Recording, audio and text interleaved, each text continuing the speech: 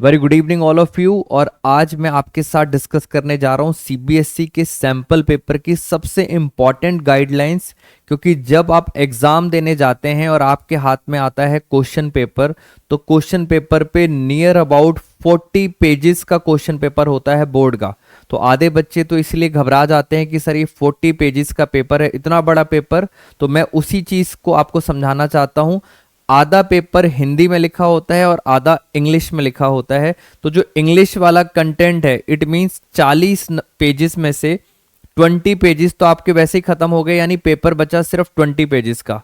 उसके बाद एक और इम्पॉर्टेंट चीज, बहुत सारे बच्चों को ये बारे में नहीं पता होता। जब हमारे पास पेपर आएगा तो हमारे पास दो पार्ट हैं। पार्ट ए, पार्ट ए की वेटेज है 60 मार्क्स। 60 मार्क्स की पार्ट ए की वेटेज है। और बचा पार्ट बी। पार्ट बी की वेटेज होती है 20 मार्क्स।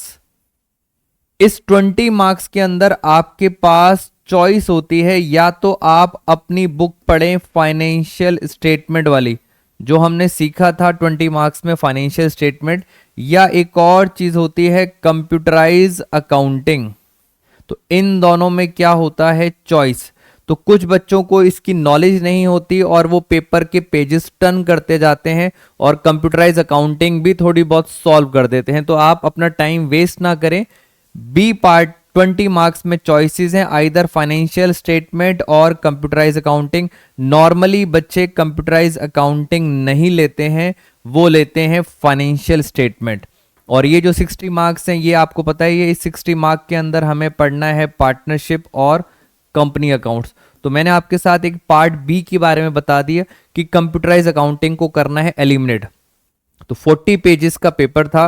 20 पेजेस तो वैसे ही हिंदी वाले हट गए, बचे 20 पेजेस। उसमें से भी 3 पेजेस होंगे हमारे कंप्यूटराइज अकाउंटिंग के अराउंड, तो बचे 16 या 17 पेजेस। तो पेपर को देख के डरना नहीं है, सिर्फ 16-17 पेजेस हैं। और अगर कोई मेरे से पूछता है कि सर आपकी क्या स्ट्रैटेजी है, स्टार्टिंग के जो 15 मिनट मिलते हैं, जिसको हम रीडिंग टाइम कहते हैं 15 मिनट्स, उसमें क्या स्ट्रैटेजी है, तो मुझे लगता है अकॉर्डिंग टू मी आपको 15 मिनट्स में सिर्फ चॉइसेस पढ़नी चाहिए।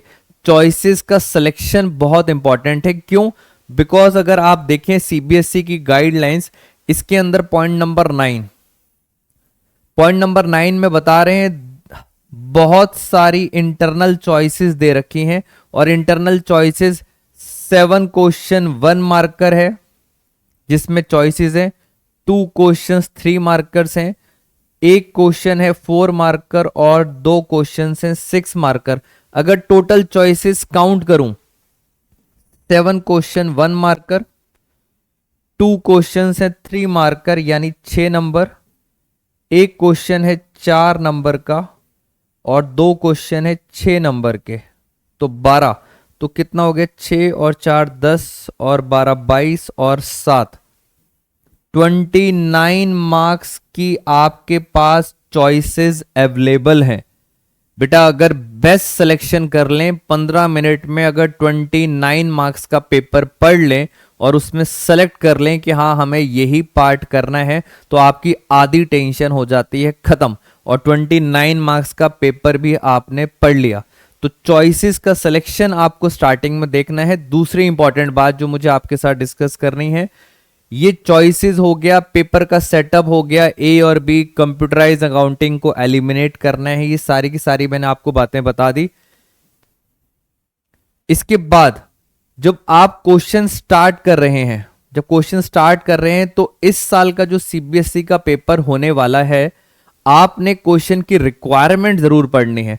और स्पेशली जो बड़े क्वेश्चंस हैं जैसे एडमिशन है, शेयर्स है, उनकी रिक्वायरमेंट, कैश फ्लो में करना क्या है, रिक्वायरमेंट जरूर पढ़ना। क्या रिक्वायरमेंट में जर्नल एंट्रीज लिखा है, या रिक्वायरमेंट में लेजर है, या लेजर के अंदर अगर हम बात कर रहे हैं तो क्या सिर्फ रीवैल्यूएशन अकाउंट बनाना है और बैलेंस शीट बनानी है, या रीवैल्यूएशन और पार्टनर्स कैपिटल बनाना है, कैश फ्लो में सिर्फ ऑपरेटिंग इन्वेस्टिंग बनानी है, फाइनेंसिंग नहीं बनानी। तो ये सारी की सारी बातें कहाँ लिखी होंगी, रिक्वायरमेंट में। तो आपको रिक्वायरमेंट भी ध्यान से पढ़ना है। तो एक पेपर की स्ट्रेटेजी मैंने आपके साथ डिस्कस कर ली, इस बात को हमेशा ध्यान रखेंगे। बाकी मिलते हैं फ्रेंड्स आपसे नेक्स्ट वीडियो में कुछ छोटी छोटी टिप्स के साथ। Take care all of you.